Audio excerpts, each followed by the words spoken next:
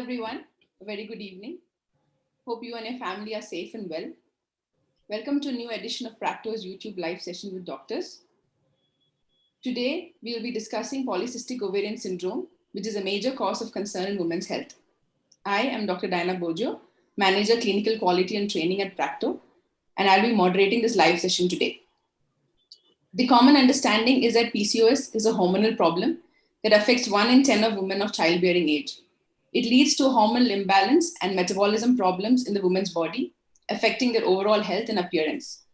Irregular menstrual cycles, infertility, obesity, acne, anxiety, and depression are among its common symptoms.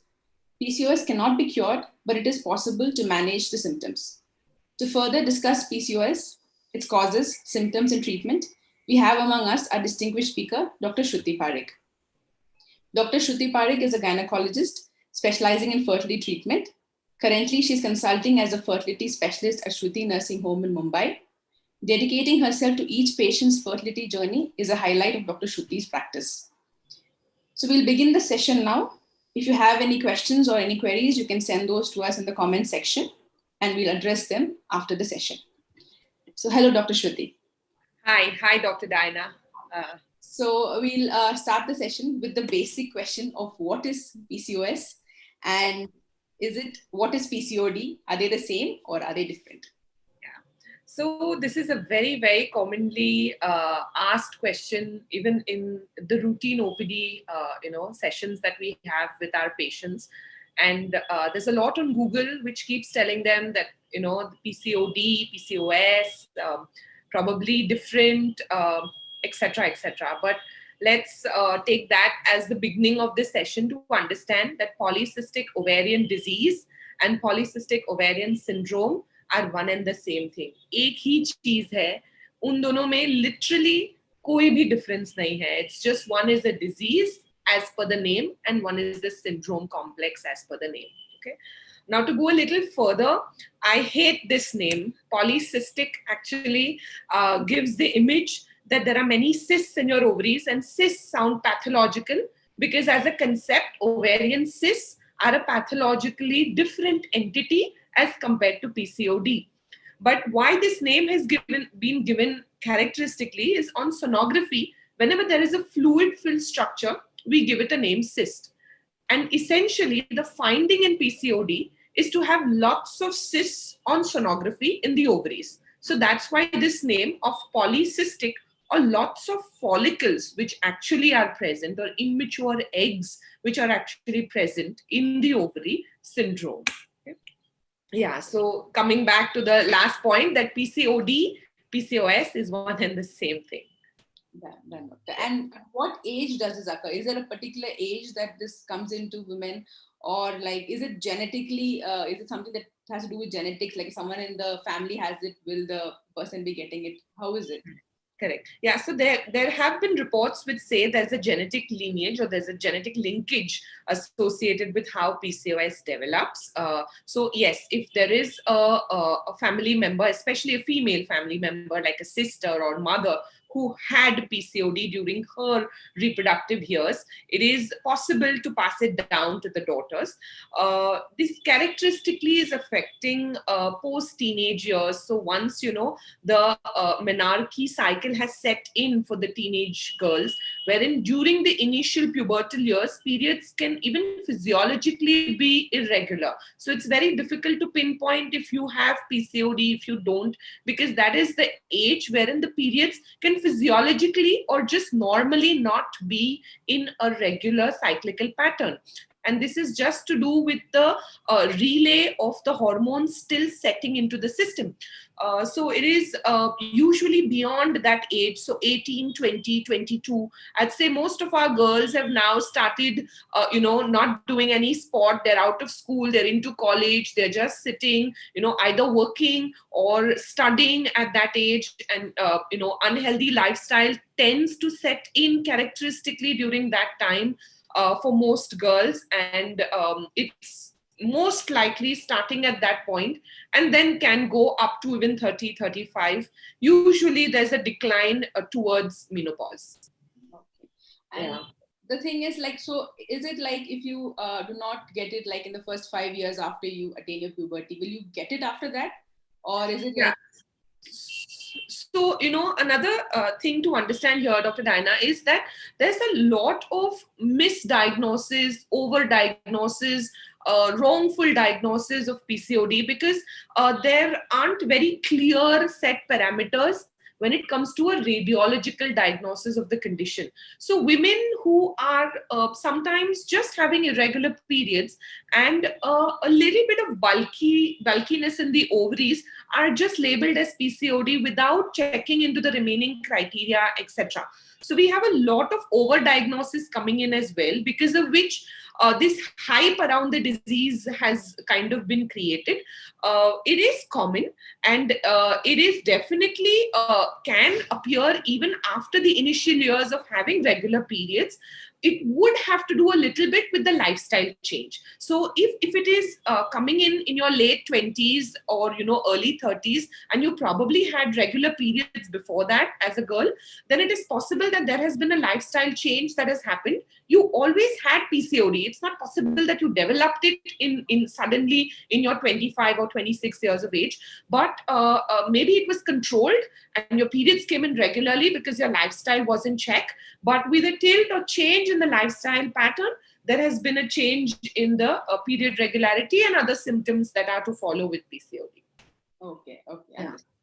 So, and then what are the common symptoms of PCOS? What are Yeah. the symptoms that people usually have? So what I would like to do here is just to discuss a little bit about the normal menstrual physiology so that we understand what different is happening in PCOD, and then how that is giving rise to the various symptoms that a patient with PCOD or PCOS has.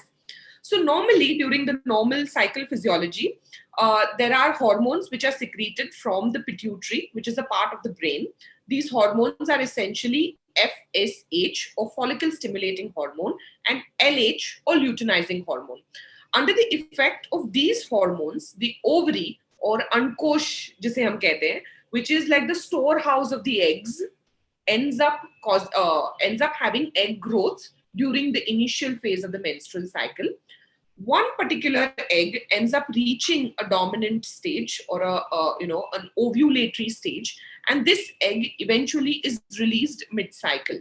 Subsequent to the release of this egg from the ovary, the second hormone comes into the picture, which is called as progesterone, which is released from the ovary. This hormone helps in implantation. So had this egg been fertilized with the sperm, the resultant embryo would then require this progesterone to implant in the female womb. If this implantation doesn't happen, or a pregnancy rather does not form from the ovulated egg, the progesterone level falls in the body and periods come in. So for periods to come cyclically every month, the event of ovulation is very important. So rather ovulation agar hota hai, to fir secondary to that 14 days later periods aate hain. If ovulation is disturbed from any cause, periods are going to get disturbed. So classically what PCOS does is that there are lots of follicles in the ovary. Because zyada follicles hai, jo hormone brain se aa raha hai, FSH, that is getting diluted amongst all these follicles. So one particular follicle does not manage to reach the ovulatory stage. So we have lots in the ovary at one time, but because the FSH is diluting the effect, the one single follicle is not growing further. Because the follicle is not growing, ovulation is not happening. Because ovulation is not happening, all the things that I discussed that happened after that, progesterone rise, progesterone fall, does not happen, and periods are lost. So first most important symptom that girls come with is irregular periods going beyond 35, kabhi 40, kabhi even 45 days cycles, which can be randomly irregular or can be regularly irregular, but they go beyond 40, 45 days. Some girls just don't get periods, no periods at all, till they don't take some medicine to induce the bleed. So all of these are a range span of irregular periods, which is the most important symptom that a girl with PCOS will get. Second symptom is a second hormone problem, which tends to happen with PCOS, is androgen, जो कि एक male hormone है, उसकी level भी blood में बढ़ जाती है. So now this male hormone or androgen classically is getting formed in the ovary again. So the ovary has switched production from actually producing estrogen, which comes from the follicle, but it now produces androgen or testosterone. A testosterone, if that starts coming in the female bloodstream, then uske effect se there is acne which happen on the face, hair growth, especially male pattern hair growth. So having hair growth at the chin, at the neck, beard area, and the upper lip, some parts of the body, abdomen, breast area, etc. So male-like pattern of hair growth, which is specific to the testosterone or the androgen excess. So symptom number 2 is to have high testosterone levels in the bloodstream or effects of high testosterone like acne and extra hair growth on the skin. And thirdly, third most important or rather symptom complex of PCOS is to have hyperinsulinemia. Now, this is the third hormone issue which happens in PCOS, is that the insulin we commonly know as a diabetes hormone. And this is the hormone which helps sugar utilization in the body. This insulin, even though it is present and actively secreted by the pancreas in PCO women, this insulin is not working adequately on the cells. So insulin resistance kind of develops at the cellular level. Because of this insulin level, there is a rise in blood sugar level that can happen. But symptomatically, a patient will end up having signs of insulin resistance, which is darkening of skin folds of the neck, the nasolabial folds, underarms, below the breast, groin area, basically. This is what we call as acanthosis, which is a symptom complex of having insulin resistance. Apart from this, there can be varied other symptoms like having a little bit of weight gain, thinning of hair, change in the skin structure, early on diabetes, heavy bleeding, which can even later perpetuate to endometrial hyperplasia and endometrial cancer. So even though the symptom complex can be rather wide, I would say the three principal symptoms that a PCO patient will have rather is not being able to conceive because of anovulation, irregular periods, and high testosterone levels causing acne and extra hair growth. Okay, understood. Yeah. So it's not necessary that they may have all of these symptoms. They might even just have one of it and they might be diagnosed as PCOS. Yes. So to diagnose PCOS, there's basically a criteria. These are called as the Rotterdam criteria. And a patient needs to fulfill 2 out of the 3 symptoms, of which one, like I said, is the irregular period. Second is to have the high testosterone level. And thirdly, on sonography, the findings of polycystic ovaries needs to be found. Now, very commonly, any ovary which looks to have lots of follicles is labeled as polycystic ovaries. It's not that simple.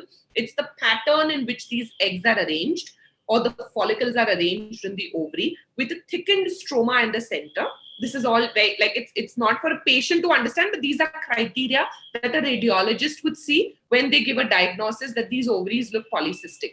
And if the sheer volume on each side of the ovaries is more than 10 cc, that's when on sonography, the ovaries have a polycystic morphology. So if a patient has 2 out of these 3 criteria, so say she has irregular periods and the scan shows these findings, yes, she would be diagnosed as PCOD. If she has the scan findings and high testosterone levels, still she would be diagnosed as PCOD, even if her periods are regular. So if you fulfill 2 out of the 3 criteria, you can still be diagnosed as having polycystic ovarian syndrome.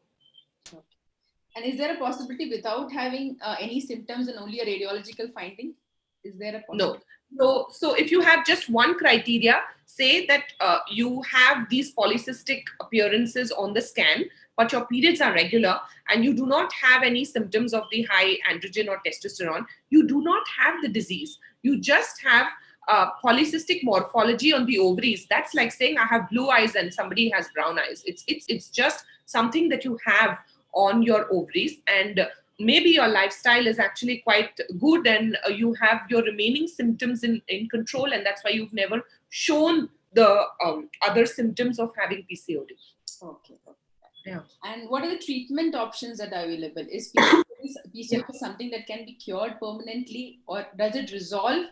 And even if it does it come back? Is there a possibility for it to come back? Yeah.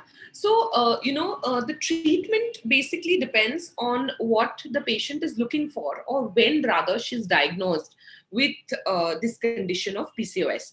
So, if a younger girl, in her early 20s, who's not looking to conceive, who's just troubled with the irregular periods, and maybe not happy with all the acne and the hair growth that's coming in, is a little bit overweight at that point, is not managing time to exercise regularly, has difficult work and sleeping hours, and is eating unhealthy because of difficulty for whatever reasons, is not managing to eat a balanced healthy diet, I would say for this patient I may not even put on any supplements.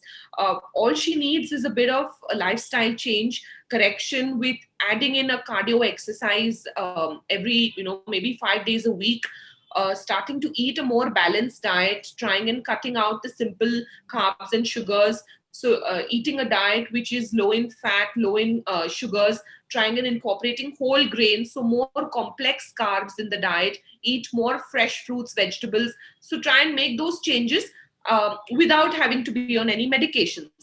However, there's a second subset of patients who we call as the lean PCO, or those who are actually not overweight. They're quite ideal in their body mass index. So they're actually lean. They're on the leaner side of normal.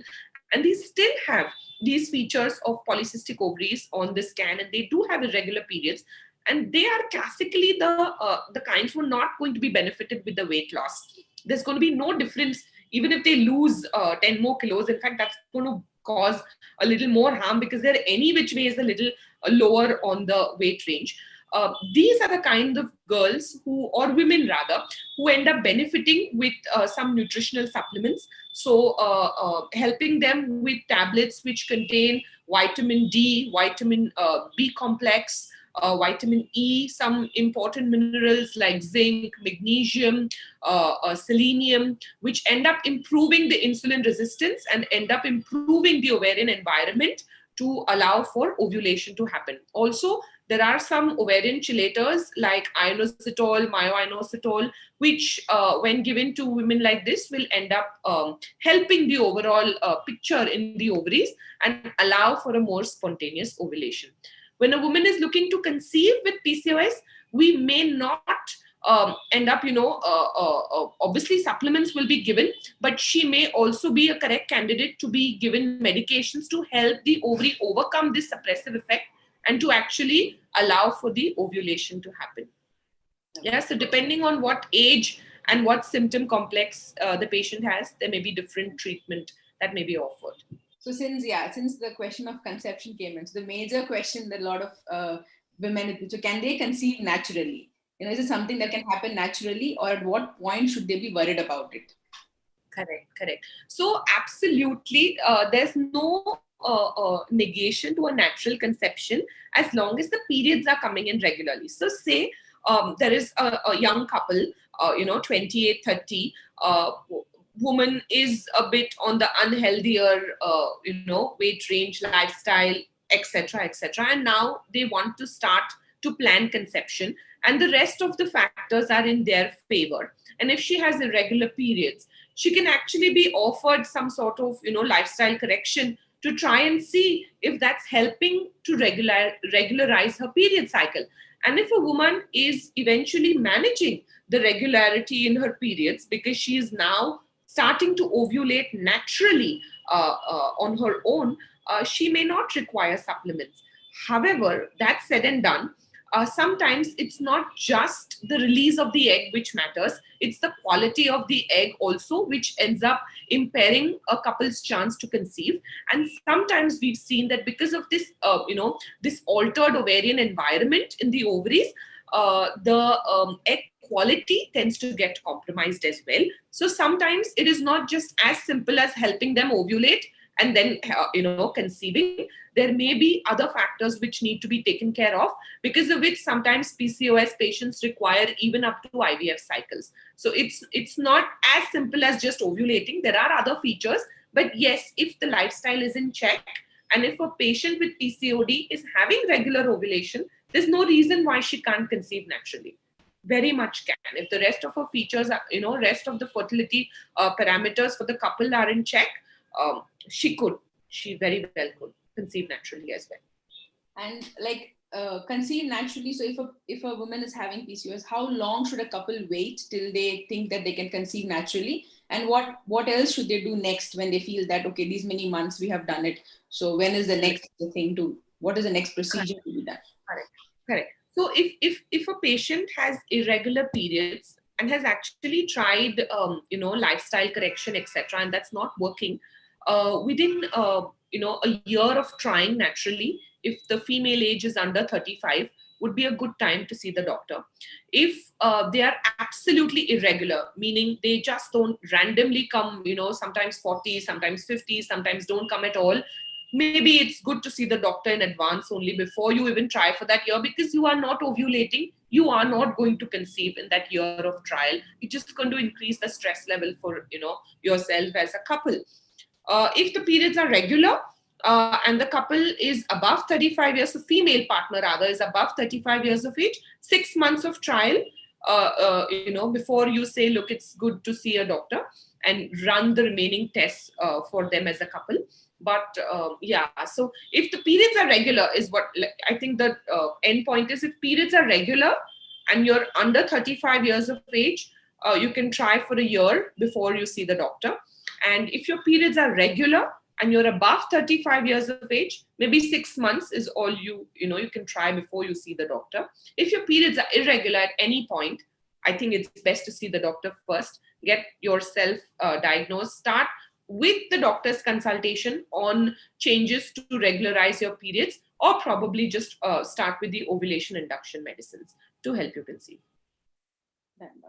And in case of women who are trying to conceive, does stress help with reducing the PCOS, or does it help? Obviously, I know that stress helps in increasing the conception rate as such, but does it help with PCOS?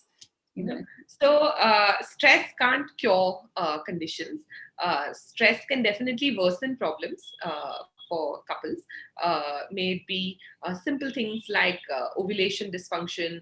Sometimes, when you're trying to lose weight and along with that you're trying to conceive, then all the stress tends, makes you binge at weird hours and then doesn't help you lose the weight that you're looking to lose, etc. So stress does not worsen or not help PCOD get cured. There's no relation between stress and PCOD. But yes, trying to lead a stress-free life, sleeping adequately, exercising, which helps in releasing good hormones, endorphins in your body, which help overall reduce the stress for you. So doing all the health lifestyle changes is going to help overall in the condition, but stress is not directly linked to worsening or helping PCOD in any way. So we have a viewer, Ritika Rastogi. So she has hypothyroid, I believe, and she's not got her periods for a month. So I think basically what she would want to know is if there's any connection between having hypothyroid and PCOS. Yeah, so there's no connection between thyroid disorders and PCOS. But remember what I said in the beginning is the most important event that's not happening in a polycystic ovarian syndrome patient is ovulation.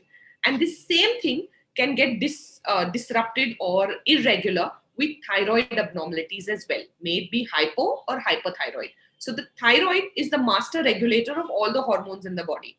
So thyroid is controlling everything and everyone in the body. If the thyroid is imbalanced, the entire body, all functions can go for a toss, including reproductive functions, including ovulation. So when you are hyper or hypothyroid, and unchecked hyper or hypothyroid, which means you're not on medication for the same, this can affect the natural ovulation process that should be happening every month. And then because the ovulation is affected, the periods are affected. So yes, you can miss your periods. You can have excessively low flow. Some women end up having extra flow, so menorrhagia. Some get periods every 10 or 15 days as well. So range of period irregularities can actually turn up if you're hypo or hypothyroid. But there's no direct relation to thyroid and PCOS. It's not like because you have thyroid, you'll have PCOS, or because you have PCOS, you have thyroid. No, these two metabolic conditions are separate. Because of PCOS, you can develop diabetes. You can be at a high risk of hyperlipidemia, so having extra cholesterol. You can be at a high risk of developing hypertension and the entire metabolic syndrome complex at a later stage, usually in your 40s or late 30s, depending on how unhealthy you are, basically, but not thyroid. And do all women with PCOS have insulin resistance? Is that something that is present in all the women? And if so, how can we control that? Yeah. So insulin resistance is a very common finding in PCOS patients, but not all will end up having insulin resistance. There's actually very little known as to what is the mechanism of this insulin not working, or having this resistant pattern in polycystic ovarian patients. In fact, there's a lot of research which says that it's actually the insulin resistance which is causing the PCO in the first place, and not vice versa. So this isn't actually very clear, but there's a great sum, maybe even I would go as far as to say maybe 50-60% of patients with PCO who have some amount of insulin resistance. Especially I've seen this happening towards the obese category of patients. So when they start to exercise, when they start to do some sort of cardio workout, there is an insulin sensitivity that starts to set in, and then picture gets reversed a lot. Also, another important thing I didn't tap on is that in the peripheral fat, there's conversion to basically estrogen. So estrogen forms, so estrogen is produced in the ovary, and it's also produced in the peripheral fat in a female. Now, this estrogen sends a negative signal to the brain to reduce the FSH, or the follicle stimulating hormone that I discussed in the beginning, which is a part of the pituitary's function to secrete this hormone. Because already the FSH is diluted for a PCOS patient. So FSH level is already getting diluted in so many follicles that one egg cannot form. Plus this peripheral fat is now actually further reducing this FSH level. So further on, there's dilution happening. So there is no follicle that is just being formed at all, and then periods are going amiss. Reducing this peripheral fat by even 10-20% actually helps reduce this estrogen negative feedback. And then sometimes the increase in the FSH helps that one egg grow or overcome this effect in the ovary, and then ovulation happens. So to a lot of women who are, a little bit on the bulkier side, so BMI, anything between 28, 35 and higher I'm not talking about, but even this 28, 35 range, which is, it's just obese, or it's just overweight, it's not that grave, obesity, will actually benefit from doing some exercise and losing that weight. And we have a viewer, Kiran, who's asking, is intermittent fasting going to help with PCOS? I think this is a quite common question. Yeah. So there's a lot of science to prove, the use of intermittent fasting as a diet pattern to lose weight. I wouldn't say it has any direct effect or direct benefits on PCOS, because as a practitioner, I do not believe myself in intermittent fasting. I feel that but this is my understanding. Maybe a nutritionist can throw better light on this.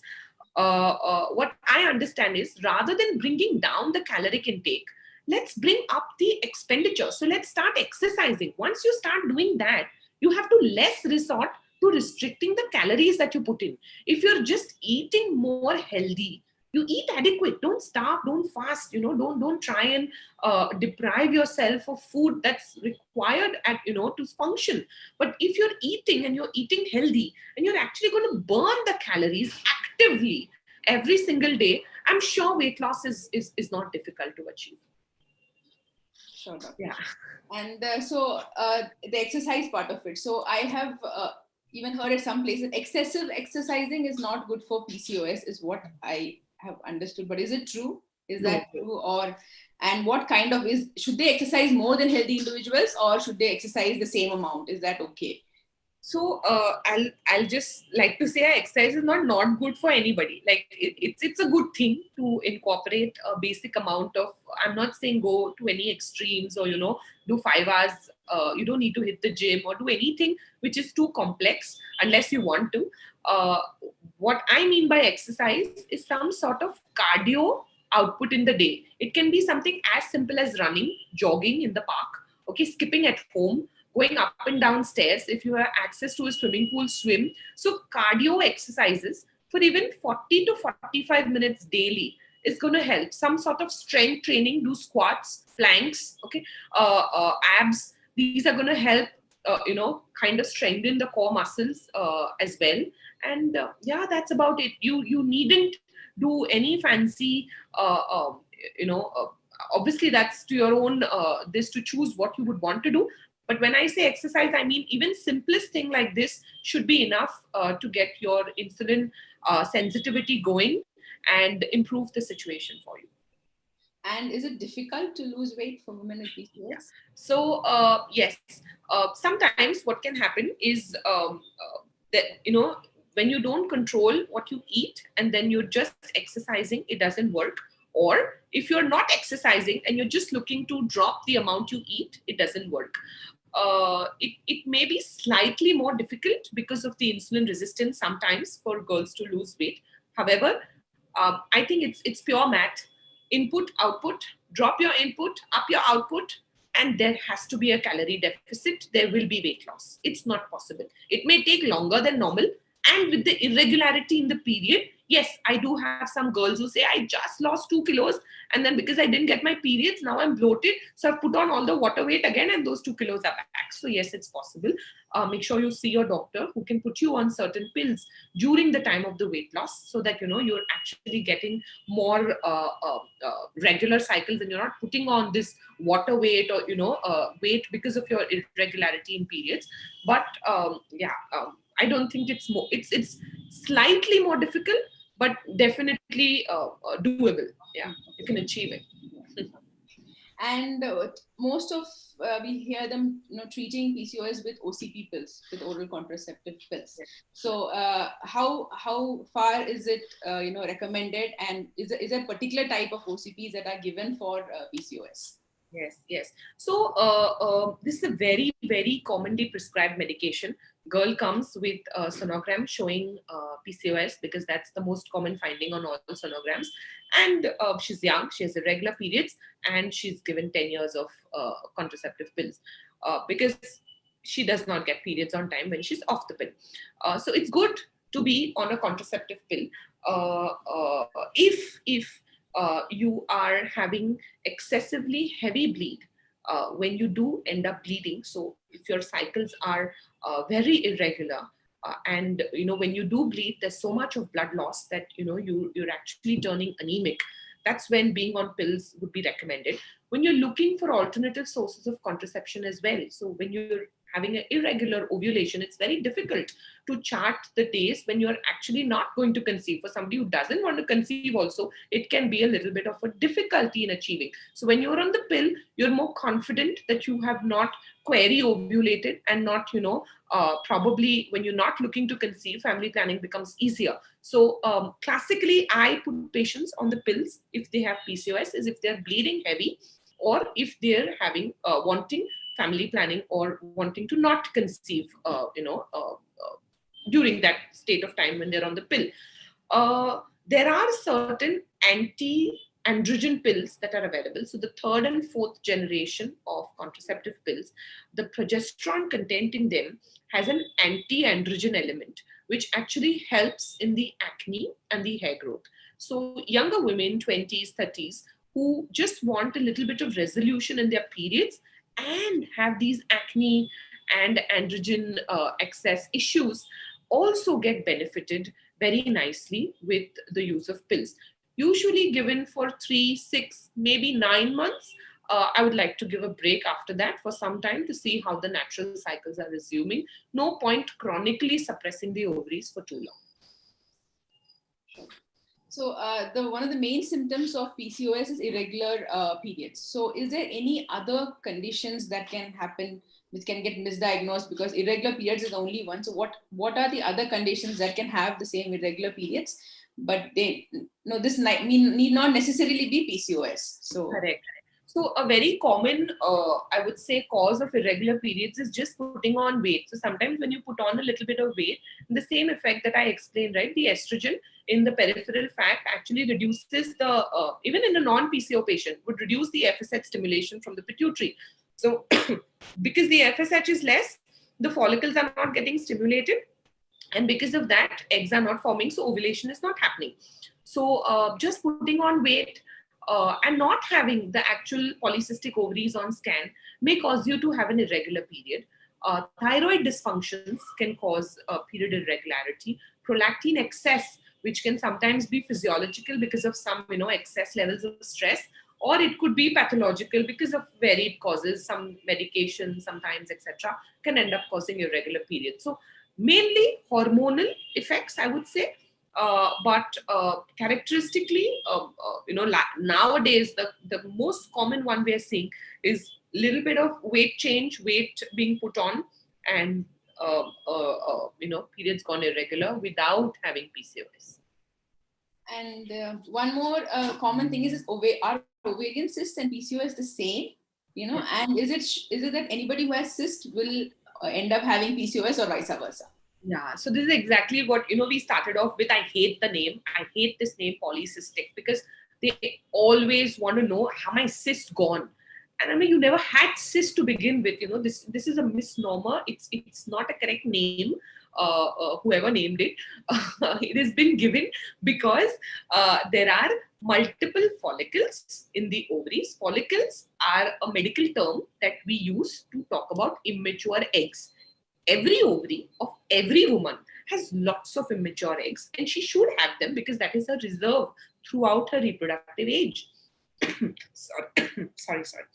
These immature eggs have fluid filled cavities around them, which is what a follicle essentially is. And anything on ultrasound which has fluid is called a cyst. So because these appear as tiny follicles on the sonogram or tiny cysts, they have been given the name of polycystic ovarian. There is no ovarian cyst for a PCOD patient, and there is no relation of forming ovarian cysts whatsoever with PCOD. The two are complete different entities.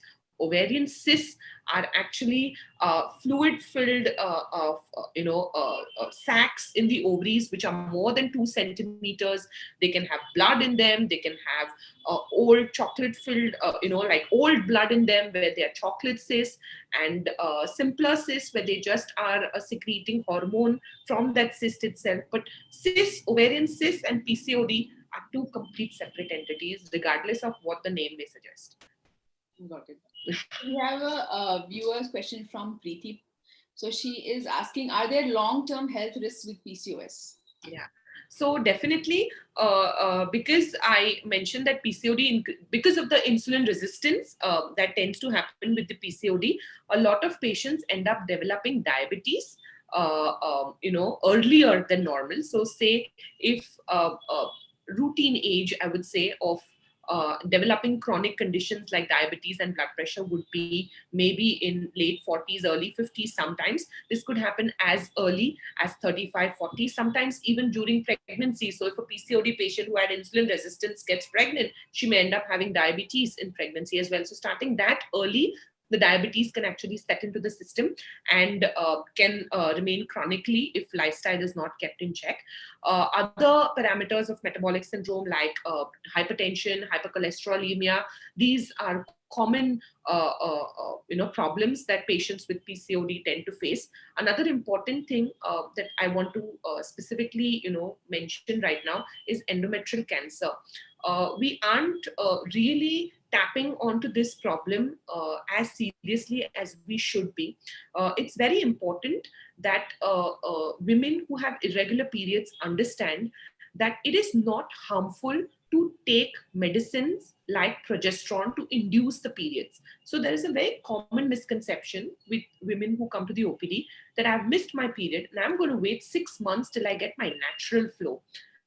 The natural flow is going to it's not induced with any ovulation that happens 6 months later. Your uterus can no longer hold that lining and it's going to bleed out like a tap. What tends to happen is over these 6 months, because progesterone never entered the system, unhealthy changes started developing secondary to the estrogen, causing endometrial hyperplasia or overgrowth. And this in the long term can cause endometrial cancer. So it's very important that if your doctor is putting you on cyclical progesterone therapy to induce the period so that you actually start getting regular, even if it's induced with medicine, if you're getting to get at least 6 periods a year is what I like to treat the patients with. So essentially wait every 2 months for a natural period to come in. And if you do not get it in 2 months, induce it with a tablet so that the negative effects of the estrogen do not happen on your womb and you are not a candidate to develop endometrial cancer in the future. Yeah, so that's a significant health risk that can happen. So I understand that, there is a relation to, you might end up getting the cancer part of it if we do not induce. But otherwise, does PCOS as such have any relations to any endometrial cancer or any gynecological related cancer, unless not treated? Unless not treated. Correct. So like I said, women who have PCOD or women who have irregular ovulation as such, not just PCOD, are at a higher risk of endometrial cancer. Plus, in PCOD, I also mentioned the metabolic syndrome that tends to happen. Women with this metabolic syndrome complex of diabetes, hypertension, hypercholesterol in themselves are at a higher risk of endometrial cancer. So definitely, women with PCOD are at a higher risk of developing endometrial cancer. However, if the periods are induced regularly with the active progesterone component coming in every 2 months, or with the lifestyle changes, etc., she is ovulating regularly, or with supplements, whatever it is, if ovulation is happening regularly, it's less likely to cause the cancer.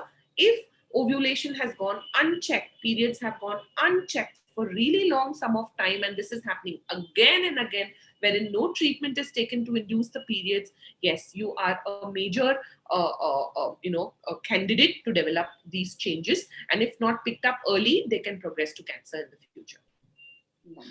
So we have another viewer's question from Ashwini Naidu. So she's like, how long should a patient ideally take the medicine for periods to get regularized? And are there any surgical options for PCOS to treat? Yeah. So medicines to regularize the period cannot be, so you can't just take these medicines and not do the remaining things that we discussed. So it can't be that my doctor has put me on these so-called nutrient supplements and that's going to cure my PCOS and I'm not going to do anything else about it. That's not how it works. If the supplements, if I was to give you like a percentage of how I understand my patients getting treated with PCOS, I would say the exercise and the lifestyle change is 40% of the treatment. Remaining 20-25% may be induced with these nutritional supplements that I mentioned: inositol, dichloroinositol, N-acetylcysteine, some amount of B complex, vitamin D, vitamin E, sometimes these minerals like zinc, selenium, chromium. Like this concoction that is available in the form of PCO supplements helps about 20-25%, some amount with metformin, which ends up, it's a tablet form to induce insulin sensitivity in the system. And last leg of the problems sometimes they are just refractory. They do not go with any of these medicines, and then eventually they have to be, if they're looking to ovulate or if they're looking to conceive, we may have to offer them IVF treatment. Or we also offer them surgical treatment, like Ashwini mentioned, wherein we drill the ovaries. So punctures are created in the ovaries so that these sheer excess follicle number reduces. So now the FSH is working on more follicles, and then same thing that we wish to overcome with the help of medications is happening, and the effects tend to reverse. However, this is not free of side effects, so it's not offered to every patient with PCOD. So coming to the current pandemic situation, so we have a lot of women sitting at home, stressed, work from home, online classes for the kids, all the stresses. So will this correlate at some point for them? Obviously, they might put on weight because of that. So is this increasing, like, in your practice or something, is this increasing the risk of PCOS in women, or how is it? Absolutely. So I'm saying, I wouldn't say it's increasing the risk of PCOS, but I'm seeing a lot of patients who are coming with irregularity in periods, classically secondary to this lockdown period. And, they've put on some weight, or there's too much of stress happening, child's education, etc., economic stresses that are coming in because of the pandemic, and just the fear of the virus itself sometimes, which is causing so much stress in the family, which is leading to irregularity in the period. So I wouldn't say PCOS has increased, but yes, definitely there's one segment of patients who have actually realized the importance of leading a healthy lifestyle and are really, trying and whenever possible, however possible, exercising, because they've seen that how even the virus tended to affect those who were not leading a healthier lifestyle, those who were more obese, those who had more, or lesser rather, healthy lifestyle options. Same way PCOS. So we've seen some sections actually improve because we've seen them really work out, and now everybody realizes the importance of exercising and eating healthy and eating right and etc. And there's one segment which has really been badly affected, having to stay at home, cannot go out, not being able to exercise, not eating that healthily, all the stress, sleep pattern problems, etc. And it's worsened the ovulatory problems or dysfunctions for them. But I wouldn't say PCO has gone up. Maybe a little bit of vitamin D deficiency because nobody's gone out in the sun adequately, worsening problems. But nothing. I know you've told about this, but because there are quite a bit of queries coming, so everybody is asking, is having contraception pills for irregular periods a safe option? So I think we're all worried about the safety of OCP. Correct. Yeah. So usually what a gynecologist would check before a pill is prescribed is the family history of cancers, if there are any in the first degree relative. If the weight of the patient is more, that is the body mass index is above 35, if there is a history of chronic smoking, these three conditions actually increase the risk of thromboembolic events, which is the most important side effect of the pill. So yes, the pill can have minor side effects like little breast tenderness, little, sometimes a little acne here and there, a little bit of mood swings, drop in libido, etc., etc. But these are very, very minor, nothing to be really majorly worried about that, you can't take the pill or the pill is not good for you. But there are certain major side effects like having chronic migraine because of the pill, or having risk of a thromboembolic condition, which means that the vessels in the leg actually clot, and then those clots can dislodge and reach other parts of your body. So there are certain women who are at a higher risk of developing these complications, and that needs to be screened. So whenever you're given this pill, this screening process is done, and then you're put on the pill, regardless of which, when you are on the pill, if you notice any flag signs of things that I just mentioned, you should inform your gynac. Apart from that, I wouldn't say there's any major problem in taking the pills. These are really good method of contraception that can be offered to younger girls, looking for contraception and looking for period regularity. Myself in practice, I like to give a gap because my primary work is fertility. I do not put patients on pills for really long. I try to put them for about 6 to 9 months and then give a gap for a couple of months and then restart if they were really in favor of restarting the pills. So, doctor, we see a lot of women, or even the couple as a whole, they do all these treatments, exercise, everything till you conceive. The main goal is till you conceive. The PCOD or the PCOS is only in their mind till they conceive. After that, it's okay. PCOD, PCOS, it's all fine. So how is that a healthy thinking? Should we stop once they conceive? Okay, they had a child, they had the second child.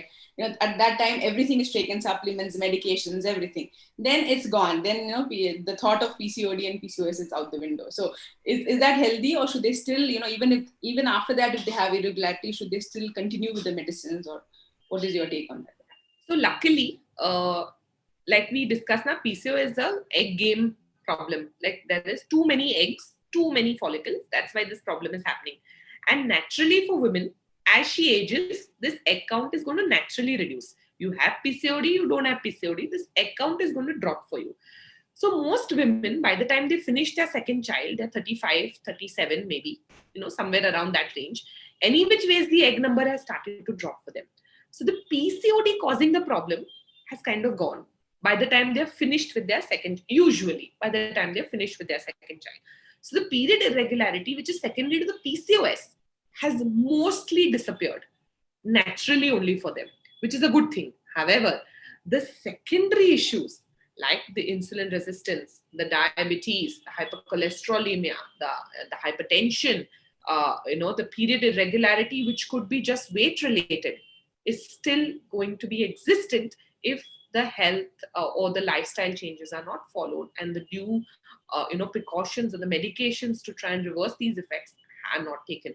So yes, what tends to happen is after the baby is done with, then all these chronic medical conditions tend to set in, which were related to the PCO at that point, but then that has increased your risk of developing all these conditions. And then since you're not doing anything with the lifestyle, they tend to continue to stay or harbor in the system and cause delayed problems in your late 30s, 40s, and so on.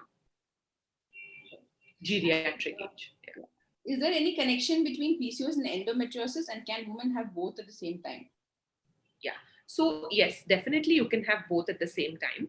The only connection that I can think of is endometriosis is basically existence of the normal endometrium outside the womb. So basically in the pelvis. Okay, that's what happens. So normally, if this is the uterus and it's supposed to bleed out, instead of bleeding out, this blood bleeds inside. So via the tubes, droplets of blood just fall in the pelvic cavity. Because of the period irregularity, which is happening because of the PCO, if the endometrial lining is excessively thickened, sometimes this thickened lining gets a chance to go out from the tubes into the cavity, because the sheer volume of the endometrium is so much that rather than bleeding just out, it may also bleed in. And sometimes there may be a coexistent endometriosis with PCOD. However, this is not very common, because most common effect of endometriosis is actually dropping the egg count, having less eggs. So it doesn't happen that more eggs and endometriosis, which are actually little ulta condition, could happen together, but it is very possible. Like, theoretically speaking, the etiology of endometriosis is very possible for a woman with PCOD. And we also want to know the effect of PCOS on mental health. So is it true that women with PCOS have more anxiety and more mental issues? They're more depressed or tend to get more anxious than normal women. Is it true? Yeah. So really honestly, I don't think that PCOD in itself causes depression or causes anxiety. But yes, it can be, for a teenager, having acne, having hair growth on the face, having, irregular periods, getting anemic, can be quite difficult to deal with. Same as with a lady in her late 20s, early 30s, just, not getting period regularity and really anxious to conceive and, not being able to do anything about it. And sometimes, like I said, it's not as simple as just getting a period on time and then, conceiving. There may be more complex issues like egg quality, which tend to get compromised with the PCOS condition. So, yes, I'm sure it's more common when you have PCOD to have some sort of, anxiety and depression related to the symptoms of it. But I think it's related to any disorder. This is being more common is yes, causing more commonly causes depression and anxiety. And like how you said, as the women goes in age, the egg factor reduces, and so does going through menopause helps to get this PCOS down, or how does it So as a woman ages, her natural egg count tends to reduce. So the entire ovulation problem that was happening in the early 20s and 30s kinds of self-corrects itself, for the PCOD patients. So very often they feel a pregnancy ho gayi, now my periods have gone on, now they're regular. After I conceived, no, now my periods have become very regular.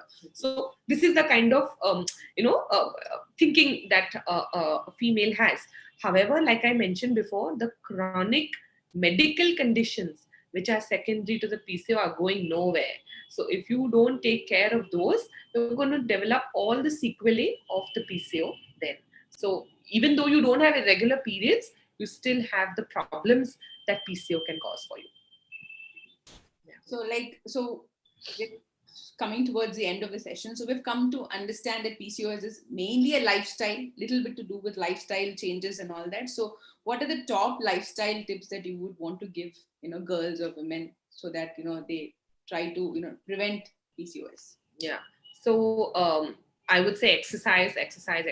Very, very important. Do an exercise of your choice, whatever you enjoy, dance, skip, jump, hop, like whatever works for you, but something with an active cardio. Don't just stroll. That's not exercise. Like jog, run. Okay, do some active exercise in the day. Try and eat healthy. Drop down the simple carbs. Try and incorporate more of complex carbs, whole grains in your diet. Fresh fruits, vegetables are really good for you. So, eat healthy, drink lots of water, sleep on time, try and maintain as much as possible a healthy lifestyle. And don't panic, don't get anxious, don't get too worked up if you have any of these symptoms. It's, see a doctor. I'm sure 90% of patients can be helped with some sort of medication, exercise, combination of all of this work for most patients. And the remaining 10% can actually go for more advanced treatment that can be offered, maybe for conception, maybe for miscellaneous other causes, which can be offered, and problems can be helped. So try and stay stress-free, because that's worsening if not helping. Yeah. So thank you so much, Dr. Shruti, for such an informative session on PCOS. Yeah, I would like to extend my gratitude to you and to all the viewers also. It was great having you. On behalf of the entire team of Practo, I thank you for joining us today. Yes. Thank you so much, Dr. Diana. It was nice. Yes. I really enjoyed sharing. So, sharing this bit of trivia on PCOS. It was good. Thank you. Stay safe, everyone. Yes. Stay safe. Yeah.